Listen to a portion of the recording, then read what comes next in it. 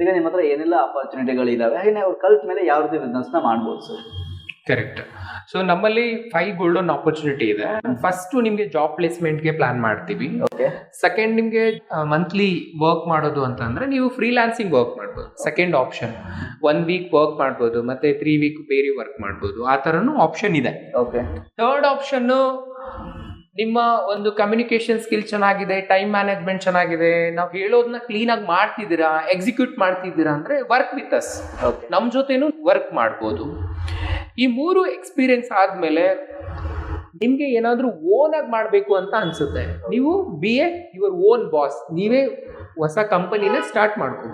ಈ 4 ಆದ್ಮೇಲೆ ಇಲ್ಲ ಆಗ್ತಾ ಇಲ್ಲ, ನೆಕ್ಸ್ಟ್ ಏನಾದ್ರೂ ಮಾಡಬೇಕು ಅಂದ್ರೆ ನಮ್ಮ v.in ಈವೆಂಟ್ ಫ್ರಾಂಚೈಸಿ ಔಟ್ಲೆಟ್ ಕೂಡ ನಾವು ಕೊಡ್ತೀವಿ. ಓಕೆ. ಆಲ್ರೆಡಿ ನಾವು ಒಂದು ಫ್ರಾಂಚೈಸಿ ಔಟ್ಲೆಟ್ ನ ಸ್ಟಾರ್ಟ್ ಮಾಡಿದೀವಿ. Bangalore university Jnanabharathi quarters bus stop ಏನಿದೆ, ನಮ್ಮ ಶ್ರೀ ವೆಂಕಟೇಶ್ವರ ಕಲ್ಯಾಣ ಮಂಟಪ ಅಂತ ಬರುತ್ತೆ, SVK ಚೌಟ್ರಿ ಅದ್ರ ಪಕ್ಕದಲ್ಲೇ ಇದೆ. ನೀವು ವಿಡಿಯೋ ಕೂಡ ನೀವು ನೋಡ್ತಾ ಇರ್ಬೋದು.